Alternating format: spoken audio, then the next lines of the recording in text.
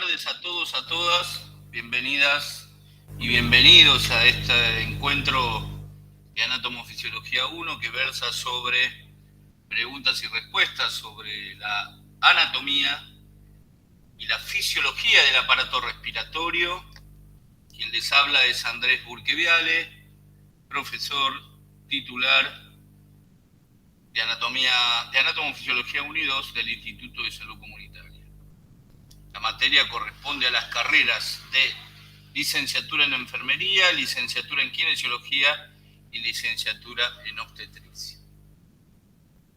La idea es poder comenzar a responder algunas preguntas que parecen elementales, pero que hacen a la vida cotidiana en la atención del paciente o de la paciente que se presenta a la consulta en consultorio, a la paciente o al paciente que se presenta a la guardia de un hospital, de un sanatorio, de una clínica, y que es interpelada por algún evento respiratorio crónico que se ha reagudizado o agudo que aparece y que nunca en esa paciente o en ese paciente había aparecido.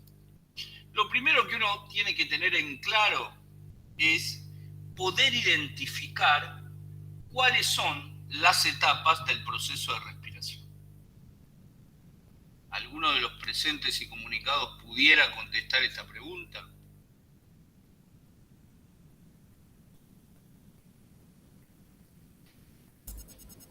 No, profe, parece que no.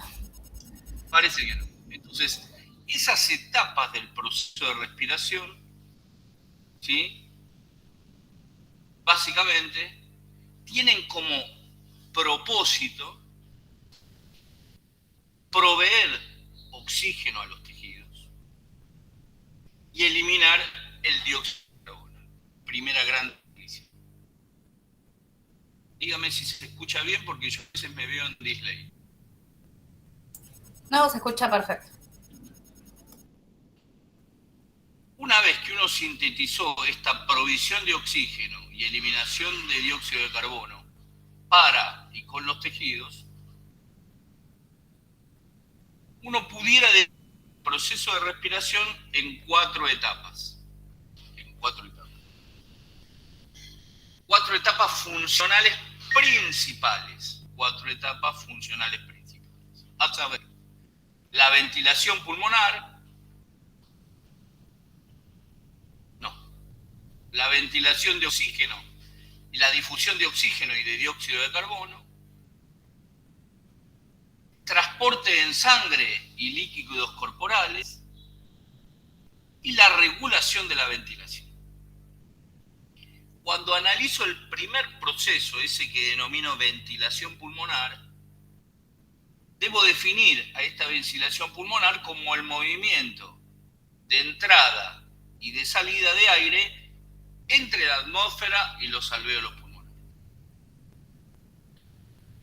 Resulta que hago este movimiento de entrada y salida, y en ese movimiento de entrada y salida hay difusión de oxígeno y de dióxido de carbono. ¿Entre quién? Entre los alvéolos, la mínima expresión del tejido respiratorio, y la sangre. La sangre va a ser el tejido mediante el cual va a difundir ese oxígeno y ese dióxido de carbono. Ese transporte en sangre y líquidos corporales de oxígeno y dióxido de carbono hacia las células y viceversa se da en el contexto de la circulación de esa sangre en el sistema circulatorio. Y por último, la regulación de la ventilación y de otros aspectos de la ventilación tienen que ver con este escenario del proceso de la respiración. Lo primero que uno tiene que definir de esta gran definición es ¿qué es la ventilación pulmonar? ¿Alguien pudiera contestar qué es la ventilación pulmonar?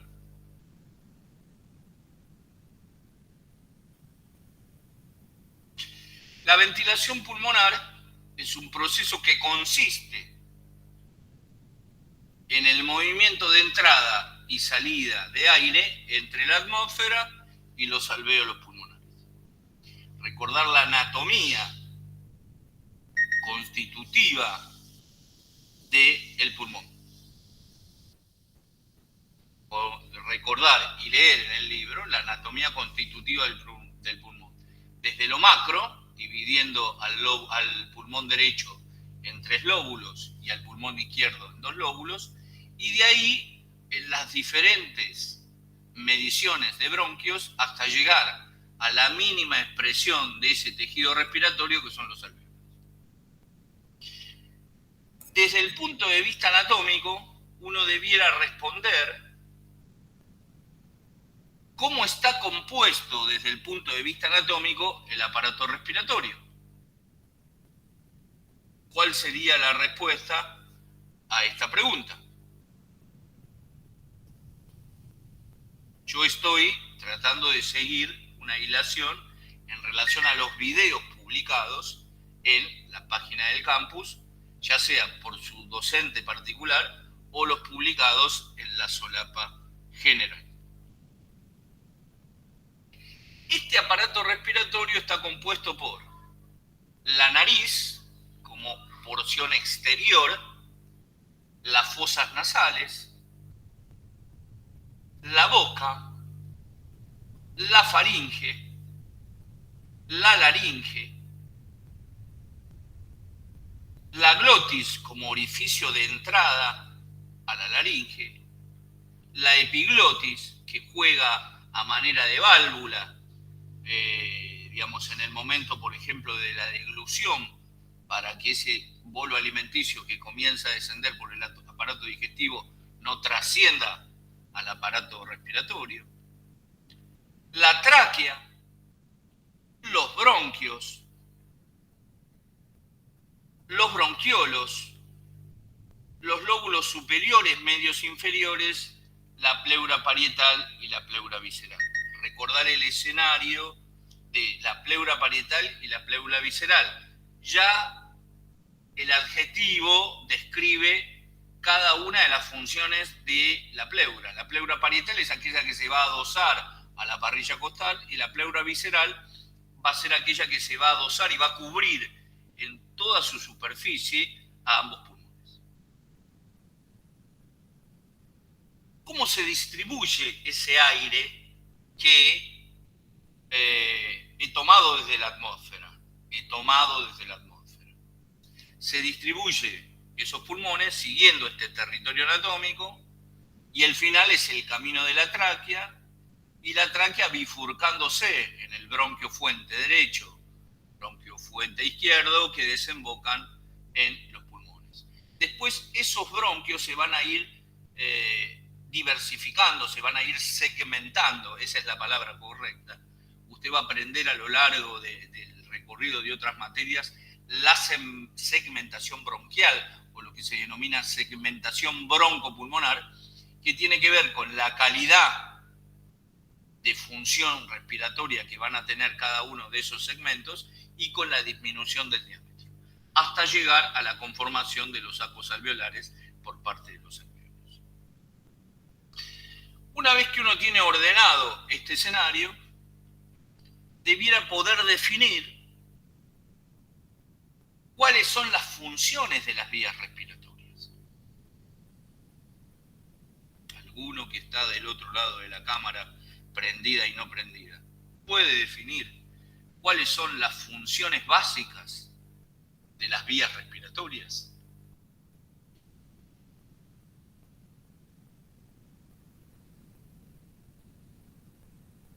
Bien, a través de las vías respiratorias, el aire pasa, esa columna de aire, por los conductos que hemos descrito y se introduce en los pulmones.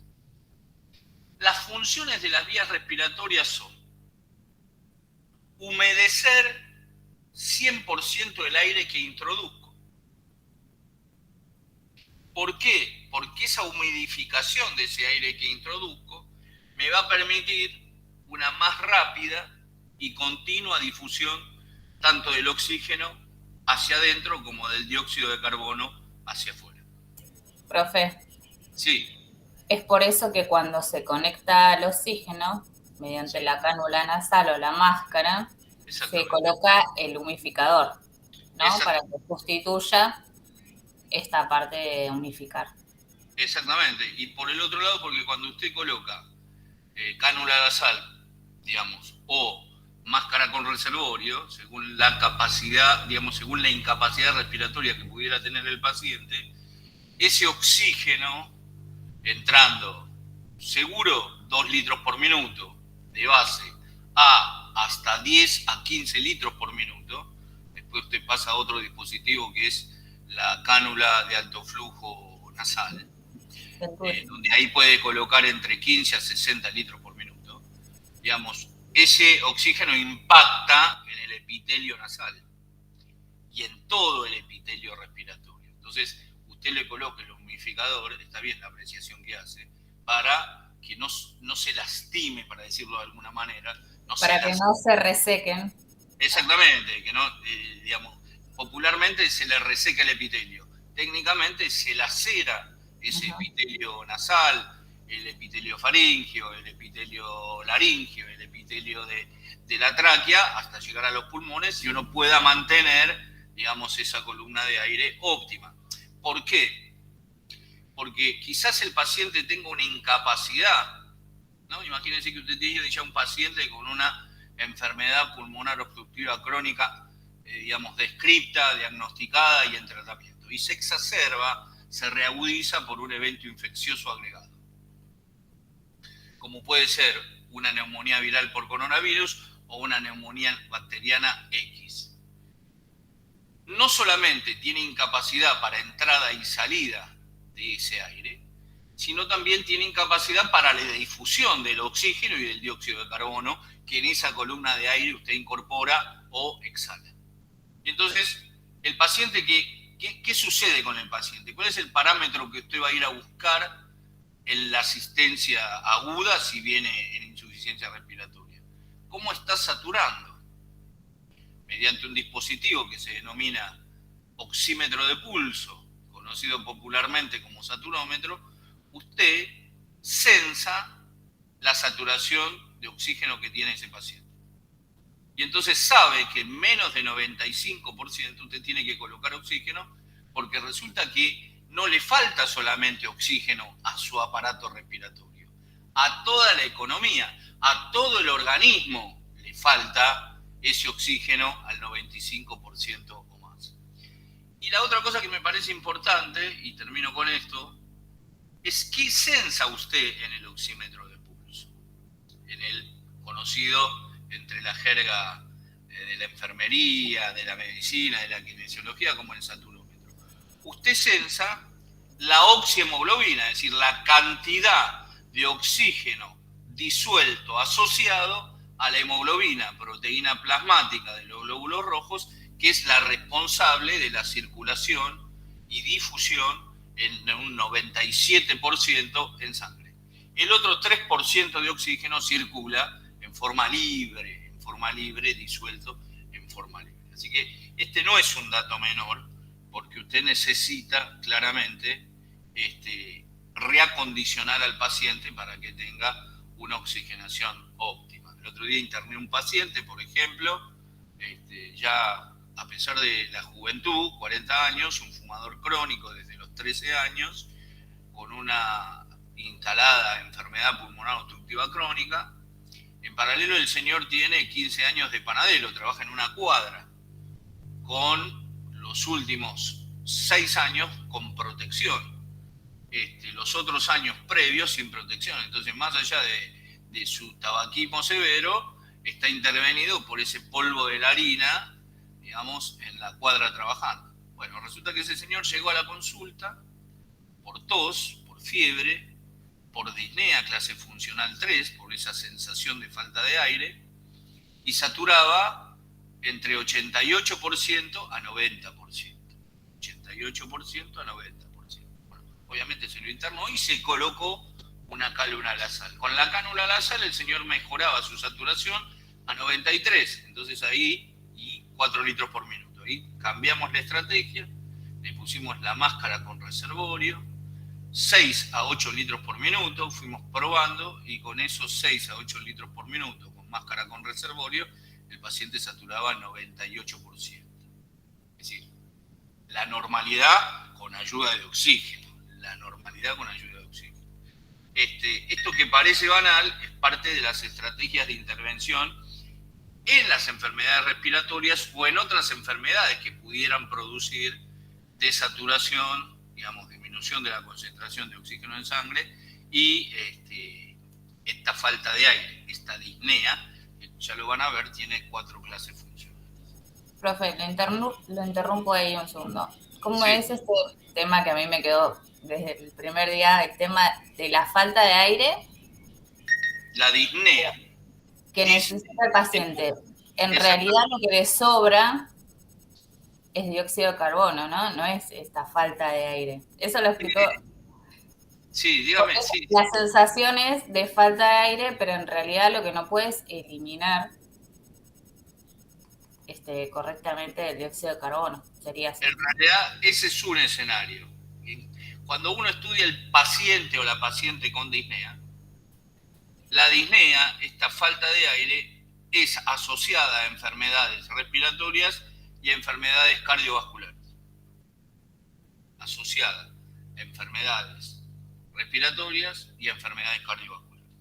También aparece en escenarios respiratorios asociados a pacientes con tumores que por determinadas circunstancias son interpelados o intercurren con un derrame pleural unilateral o bilateral, es decir, con líquido en el pulmón. Hay un líquido pleural que tenemos que es el que permite la lubricación de ambas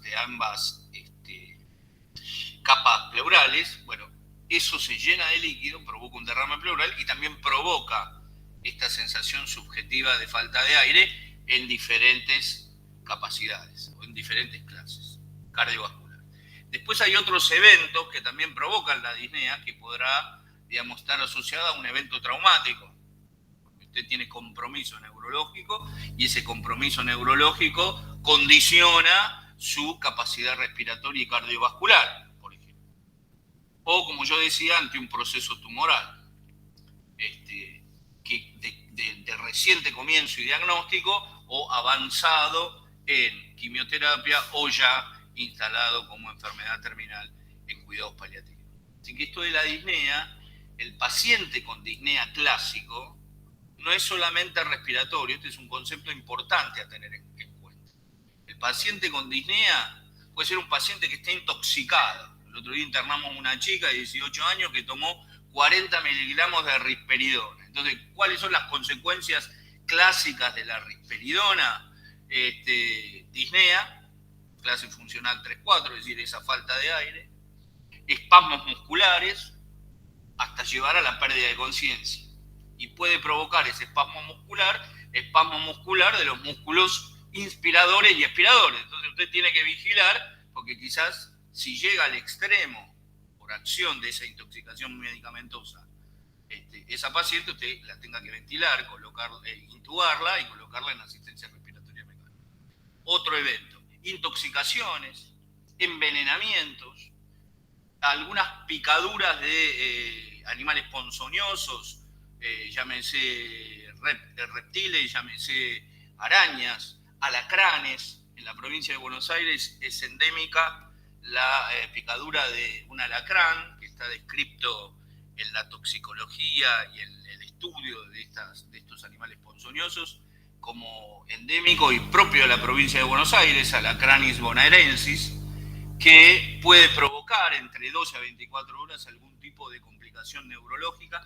Esa complicación neurológica usted le va a dar disnea, el que se ha picado va a empezar con esa falta de aire que es claramente funcional y ahí usted no tiene un tema respiratorio. Y después están obviamente los respiratorios, aquellos que se infectan y producen bronquitis versus neumonías, los asmáticos sin tratamiento o no adherentes al tratamiento y aquellos que ya tienen instalada en su economía la enfermedad pulmonar obstructiva crónica. Eso es lo clásico. Pero ojo con esto de la disnea. No pensar solo en lo respiratorio. Hoy lo hablamos porque estamos en la clase de fisiología respiratoria y cuando tengan fisiopatología hablarán de esta cuestión. pero digo, la disnea es la expresión de muchas situaciones, y ya le digo, uno tiene que pensar el escenario por el cual el paciente viene con disnea, y ahí tiene que tener en claro muy bien la entrevista y cómo intervenir en ese paciente, sea médico, médica, kinesiólogo, kinesióloga, enfermero, enfermera, obstétrica, obstétrico. ¿Qué drogas aplicar a ese paciente si tiene disnea? Hay drogas que están permitidas, eso lo van a ver en farmacología, hay drogas que están contraindicadas. Digo, esto no es un tema menor, porque usted, como futura licenciada en enfermería, según me ha contado, va a recibir indicaciones médicas. Y usted puede discutir con el colega o la colega esa indicación médica, porque hay drogas que no deben darse en el momento de la disnea clase funcional 3-4. Digo, esto no es un tema menor. Nuestras carreras, la verdad que son bastante sabias en las materias troncales. Y hay que saber farmacología. ¿Bien? Hay que ser cuidadoso en el uso de la medicación y en la aplicación de esa medicación. Y si usted no prescribe, como es el caso de los kinesiólogos, por ejemplo, sí de las obstétricas en el uso de la anticoncepción oral y de la anticoncepción hormonal de emergencia y en los dispositivos intradérmicos, hay que ser cuidadoso y saber para qué sirven esos fármacos. ¿Y cuáles son los beneficios? Claramente, por eso uno los da. ¿Y cuáles son las contraindicaciones? Así que en ese sentido, digo, me parece interesante la pregunta porque va abriendo diferentes canales de discusión. ¿Sí? Primer concepto, hoy hablamos de disnea en el capítulo respiratorio. Cuando vean fisiología cardiovascular, van a ver que hay un montón de eventos cardiovasculares. Un señor de 75 años con una insuficiencia cardíaca grado 2. ¿Tiene disnea? Sí. ¿Y qué es la disnea? Cuando se baña, ¿se agita? Sí, por supuesto. Me tengo que bañar sentado. Antes yo caminaba 40 cuadras, ahora apenas llego a la panadería porque camino 5, porque me agito. Resulta que yo tengo escaleras en mi casa. Sí, porque hicimos una casa grande en su momento con mi señora, no la puedo subir la escalera. O si la subo, tengo que descansar. Y si la bajo, tengo que descansar. Todo esto, digo, uno lo tiene que interpretar globalmente y no quedarse con un pedazo. En general, esta interpretación se hace en la emergencia por la emergentología y por la clínica médica. ¿Sí? Usted tiene que siempre tener de aliada, como futura licenciada en enfermería, un buen emergentólogo, si hace run o emergencia, o una buena clínica, o un buen clínico, ¿sí? Que pueda entender el escenario global. Después usted quizás ese paciente lo tenga que derivar a alguna especialidad en particular. Pero es la clínica médica, es la clínica, los signos y los síntomas, en el contexto de la semiología médica, soberana en la primera toma de decisiones en la intervención de esa paciente, en la intervención de ese paciente. Esto no es controversial, es una arenga para que tengan en claro que uno debe saber interpretar los pacientes y sabrá interpretar los pacientes porque ha podido leer la semiología, porque tienen claro en las conductas médicas y en el interrogatorio médico cuál es la condición en la cual llega ese paciente a la consulta banal o a la consulta crítica, o incluso a la consulta crítica con riesgo de muerte. ¿No? Entonces usted ahí tiene que pensar qué drogas, qué no drogas, hablar con el familiar rápidamente, ordenarse y poder empezar a intervenir en ese organismo. ¿Estamos acá? Sí, profe. Otro tema importante que uno debiera entender, digamos, en la fisiología respiratoria es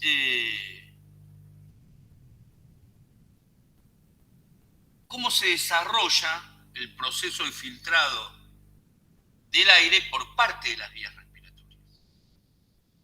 Y en esto usted tiene que recordar, cuando lean anatomía, que el epitelio cilíndrico ciliado del aparato respiratorio tiene ese adjetivo ciliado porque resulta que microscópicamente tiene como unos pelitos, son microscópicos, que se llaman cilios. ¿Y esos cilios para qué sirven? ¿Cómo funcionan? ¿A dónde se localizan? Y uno tiene que tener en claro que toda la superficie de las vías respiratorias, desde la nariz hasta los bronquios terminales, están revestidos por este epitelio respiratorio cilíndrico ciliado. ¿Sí? Cilíndrico ciliado. Y la proporción entre cilios y célula epitelial respiratoria es una célula epitelial respiratoria, 200 cilios, más o menos dice la descripción microscópica. Estos cilios tienen la capacidad funcional de barrer cualquier tipo de impureza que uno, en el constante mantenimiento de la columna de aire, pudiera ingresar al organismo. ¿Sí?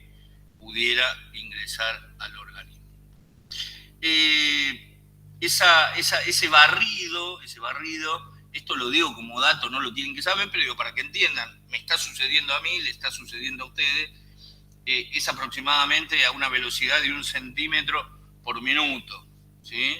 Entonces digo, cuando esto no sucede, y acá viene la explicación, aparece el estornudo o aparece la tos. La tos es la expresión de reacomodación de esa columna de aire porque algo está interviniendo en mi aparato respiratorio y debo acomodar esa columna de aire. O el estornudo, generalmente cuando hay alguna intervención de impurezas en las vías aéreas superiores. Bien, otro tema que es importante es el tema del calentamiento. Usted necesita calentar y humidificar esa columna de aire. Es importante, ¿por qué? Porque no solamente usted lo tiene que filtrar, sino lo tiene que calentar para que no lastime. Y el aire frío, ¿sí? Esa columna de aire frío, ¿qué hace en el aparato respiratorio? Para aquellos que son sensibles, o como nosotros lo denominamos hiperreactivos, contrae. Entonces usted puede salir a la mañana, una mañana de invierno, acá donde vivo yo, con menos 5 grados bajo cero, empieza a tomar esa columna de aire frío y tiene una broncoconstricción. La expresión clínica de esa broncoconstricción, de esos bronquios que se contraen, es el broncoespasmo. ¿Sí?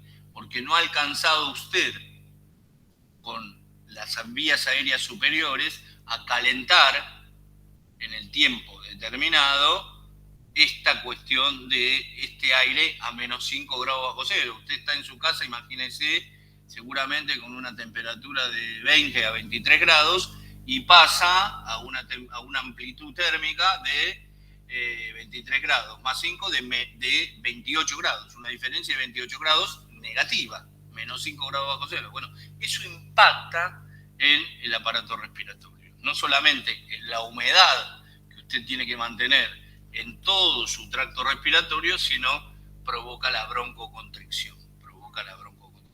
Esto, quienes son mucho más sensibles e hiperreactivos lo sufren más.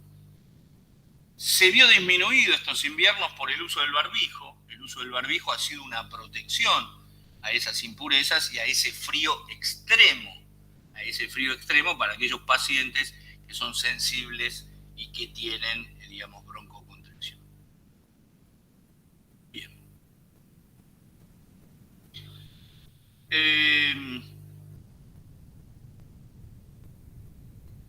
Otra cuestión que me parece importante en relación a los videos que se presentaron es definir a qué denominamos vías respiratorias de primera generación y vías respiratorias de segunda generación. Vías respiratorias de primera generación y vías respiratorias de segunda generación. La tráquea es la llamada vía respiratoria de primera generación.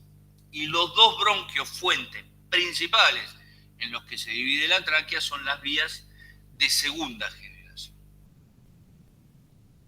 ¿Y qué otra cosa debo saber básicamente en esta anatomía y segmentación broncopulmonar? Que hay de 20 a 25 divisiones de generaciones hasta llegar a la conformación de los sacos alveolares formados por los alvéolos.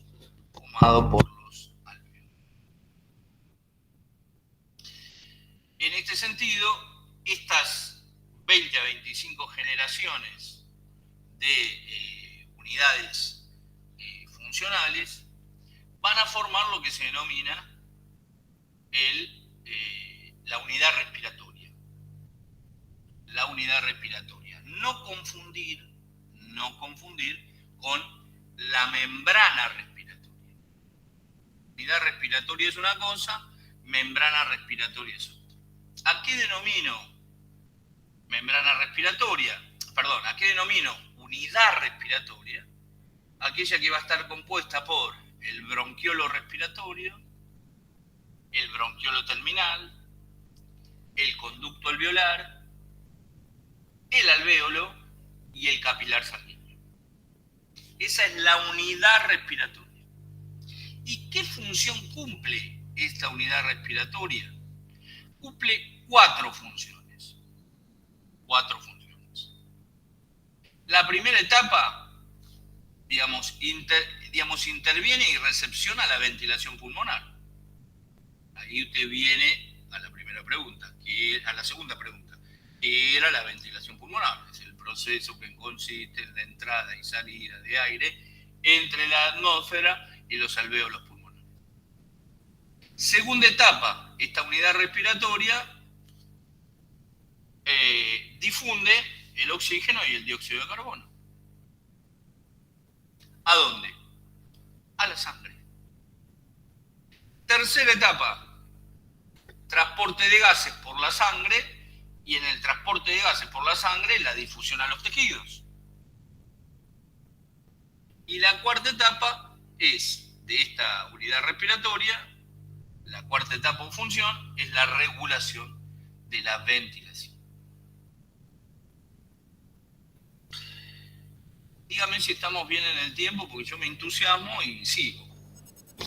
Nos quedan 20 minutitos hasta las 7, que ahí cortamos. Correcto. Hay un video que se presentó y la pregunta sería: ¿a qué nivel de qué estructura del aparato respiratorio se realiza el intercambio de gases? ¿A nivel de qué estructura del aparato respiratorio se realiza el intercambio de gases? Si alguno quiere contestar. Hoy sí que estamos solos, ¿eh? Me parece que estamos solos. Estamos más solos, profe. Estamos solísimos. Bien. Bueno, el intercambio gaseoso entre el aire alveolar y la sangre pulmonar se produce a través de las membranas de todas estas porciones terminales de los pulmones. A eso denomino membrana respiratoria. Este conjunto de membranas respiratorias, llamadas también membrana pulmonar o membrana respiratoria, están formadas solamente por el alvéolo y el capilar sanguíneo. Resulta que ese alvéolo ahí tiene dos tipos de células: célula alveolar tipo 1 y tipo 2, ¿sí? Llamados neumocito 1 y neumocito 2. ¿Hay alguien que levantó la mano? Sí, Luciano, profe. Sí, profe, en sí vendría a ser la hematosis, ¿no? ¿O estoy equivocado? Porque estoy como hilando de a poco. Sí, hematosis es un término antiguo, más antiguo que yo. Se habla de intercambio gaseoso. Ah, perfecto, ahora me queda claro, gracias. Muy bien. Entonces digo, este no es un tema menor, ¿sí? No es un tema menor, porque es lo que está sucediendo en este momento. En este momento hay intercambio gaseoso. Si no hubiera intercambio gaseoso, o si ese intercambio gaseoso fuera deficitario, usted, yo o cualquiera de los que no tiene la cámara prendida comenzaría con la disnea. No los podemos ver porque tienen la cámara apagada. Bien, sigamos. Me voy tratando de pensar en todo esto de que se habló y en todos estos teóricos, en estos videos presentados. Entonces, una pregunta clásica es, para que suceda la respiración, hay una mecánica respiratoria. ¿Sí? Esa mecánica respiratoria es posible a la existencia de un grupo de músculos, y los voy a denominar inspiratorios y expiratorios. Inspiratorios y expiratorios. Entonces, lo primero que tengo que definir es qué es la mecánica respiratoria. La mecánica respiratoria es la respiración pulmonar de entrada y salida de aire de los pulmones. ¿Ok? Y esto se va a dar ¿por qué? Por el movimiento ascendente y descendente del gran músculo inspirador, que es el diafragma. Ese diafragma tiene la capacidad de ampliar o de reducir el diámetro de la cavidad torácica. ¿Sí? Y mediante la elevación o el descenso de las costillas, formando la parrilla costal, articuladas con los cartílagos costales por delante y el esternón, y por detrás con la columna vertebral torácica, es que aumenta o disminuye el diámetro antero-posterior de esta cavidad torácica. Otra cuestión importante es que tener en claro que esta mecánica respiratoria, esta respiración normal, para decirlo de alguna manera, en reposo, que le está sucediendo a usted, que me está sucediendo a mí y a todos los que están conectados, se lleva a cabo casi por completo por contracción y relajación del músculo diafragma. Este músculo diafragma también va a tener la función de separar dos cavidades, la cavidad torácica de la cavidad abdominal. Y va a tener orificios por donde van a transcurrir y traspasar de la cavidad torácica a la cavidad abdominal elementos que oportunamente serán descritos y que obviamente están descritos en el libro.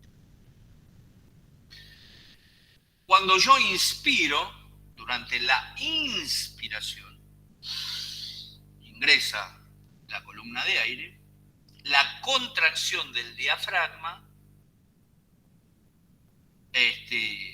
hacia abajo permite el ingreso y la expansión de los campos pulmonares.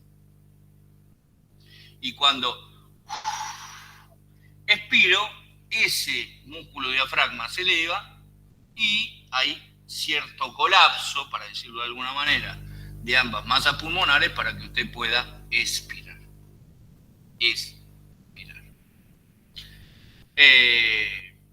¿Cuáles son los músculos inspiradores? Pregunta de examen clásica para 4. Si la sabe, pasa. Si no la sabe, vuelve en marzo. Músculos inspiradores. Ya dije uno, el diafragma. Los músculos intercostales externos. Uno que es largo y que tiene nombre, el nombre es a partir de los escenarios, de las superficies de inserción en los huesos. Esterno, Esternocleido. Sí, ¿qué? Sí. Están los esternocleides, escalenos y serratos anteriores. Muy bien. esterno cleidomastoideo, o sea que se inserta en el esternón. Cleido se inserta en la clavícula y mastoide, ¿dónde se inserta? La apófisis En el mastoide. hueso ioide, en el ioides. No. El hueso ioides es acá, muchachos. Acá. La apófisis mastoide. La apófisis mastoide. ¿Es un accidente de qué hueso? ¿Dónde está la apófisis mastoide? A ver. Busquen. Occipital. D4. En el occipital. ¿Dónde está el occipital? El occipital es en...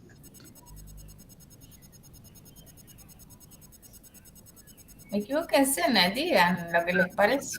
Equivóquense hoy, digamos. La idea es que se equivoquen hoy. El occipital es la zona anterior del cráneo. ¿Sí o no? No, es la zona posterior del cráneo.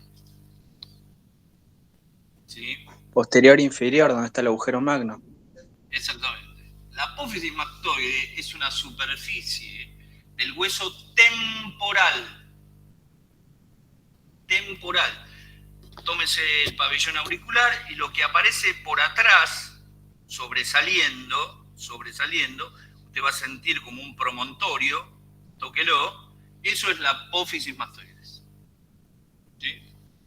Apófisis mastoides. Entonces, externo cleidomastoideo. Después la compañera dijo los serratos anteriores, los escalenos, faltaron dos, no sé si los nombró, el músculo pectoral mayor y el músculo subclavio. ¿Y los expiradores? ¿Alguno tiene idea?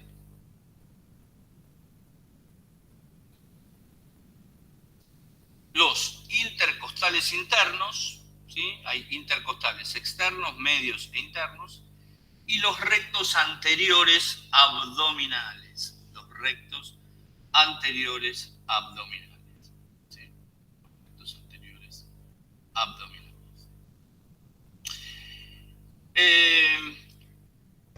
Los oblicuos también están, ¿no?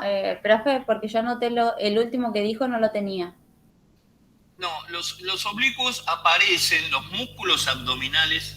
Está bien la pregunta. Los músculos abdominales es cuando usted recibe un paciente con un cuadro, llámese cardiovascular, respiratorio, con aumento de la frecuencia respiratoria, y aparecen lo que se llaman los músculos accesorios. A esos rectus abdominales e intercostales internos en la expiración se suman los oblicuos y los transversos. Usted hace uso de músculos accesorios abdominales para mantener la frecuencia respiratoria porque usted tiene falta de aire. Usted ingresa con disnea. Entonces ahí aparece, esa es una descripción en la semiología, ¿sí? También aparece los tirajes supraclaviculares. El paciente se le hace como un huequito acá por arriba de la clavícula, el aleteo nasal, ¿sí? En los chicos con bronquiolitis, por ejemplo. Y esto de los músculos accesorios, que usted lo ve, usted desviste al paciente en el showroom y se fija si está haciendo uso de esos músculos abdominales accesorios, no solamente los rectos anteriores y los intercostales internos, y se ve perfectamente. Un paciente con una disnea clase funcional 3-4, usted lo ve. Esto, digamos, pasa del relato a la práctica, ¿sí? Pasa del relato a la práctica. Incluso cuando usted tiene un paciente con pérdida de la conciencia, con deterioro neurológico, que seguramente por algún politraumatismo usted tenga que poner en asistencia respiratoria mecánica, va a haber esta respiración que obviamente es espontánea e involuntaria, no solamente los músculos inspiradores y expiradores, sino esos músculos accesorios.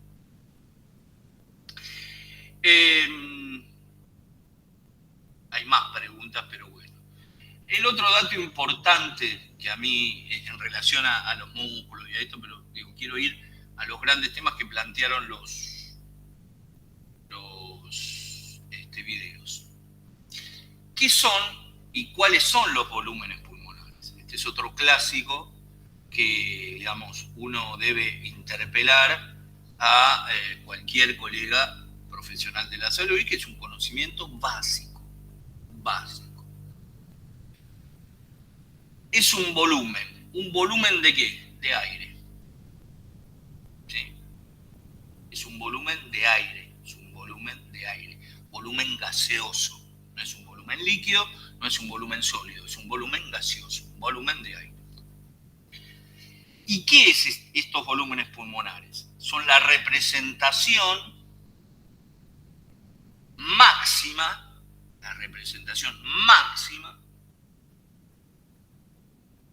que mis pulmones pueden alcanzar al expandirse en la inspiración.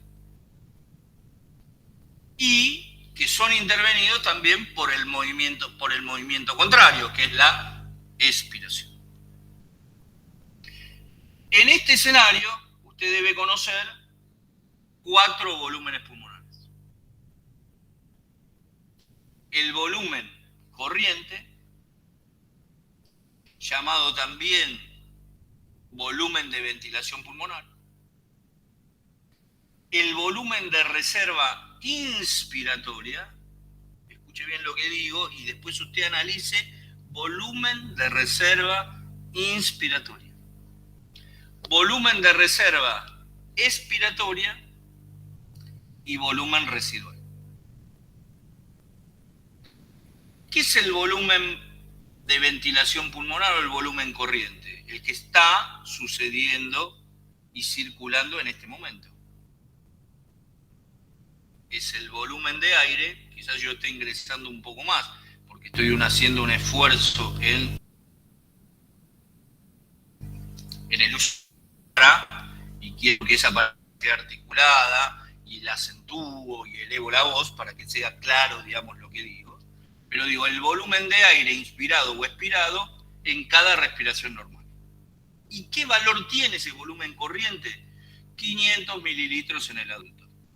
Después vamos a ver si es verdaderamente 500 mililitros lo que entra y lo que sale en el próximo encuentro, o si en el medio hay lo que se llama un espacio muerto anatómico y fisiológico, donde no todo es nada, no entra 500 100% y no sale 500 100%. El otro que habíamos nombrado, razonándolo, dice volumen de reserva inspiratoria. Es el volumen de aire adicional que yo puedo incorporar en una inspiración forzada, por encima del volumen corriente.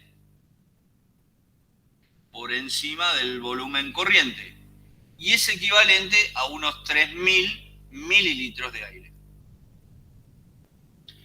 El otro es el volumen de reserva expiratoria.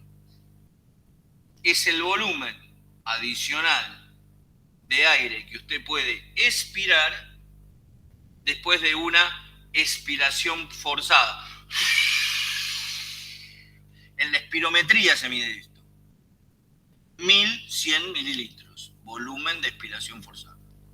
Y por último, el volumen residual. Es el volumen de aire que permanece en los pulmones tras una expiración forzada. 1.200 mililitros. Más simple no lo pude hacer.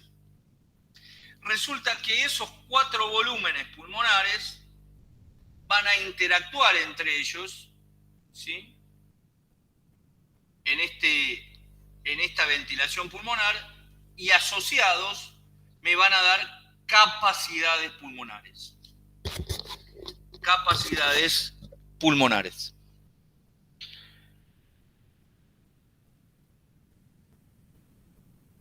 Estas capacidades pulmonares, me iba a ir por otro ramo, pero me enfoco en esto, son 4. Capacidad inspiratoria, capacidad funcional residual, capacidad vital y capacidad pulmonar total. Capacidad inspiratoria, capacidad funcional residual, capacidad vital y capacidad pulmonar total. En 3 minutos tengo que decir que la capacidad inspiratoria es equivalente al volumen de ventilación pulmonar más el volumen de reserva inspiratoria. El volumen corriente, volumen de ventilación pulmonar o volumen corriente, más el volumen de reserva inspiratoria. 500 más 3.000. 3.500 mililitros es la capacidad inspiratoria. Y es la suma del volumen corriente más el volumen de reserva inspiratoria. La capacidad funcional residual es igual a la suma del volumen de reserva expiratoria, lo que me queda después de una expiración forzada, más el volumen residual. ¿Cuánto era el volumen residual?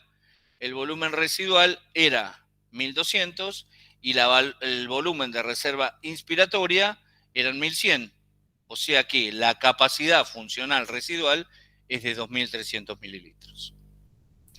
La capacidad vital es la suma del volumen de reserva inspiratoria, el volumen corriente y el volumen de reserva expiratoria. ¿Y cómo la defino esa capacidad? Como la máxima cantidad de aire que una persona puede expulsar de sus pulmones, tras haberlo llenado, obviamente, al máximo.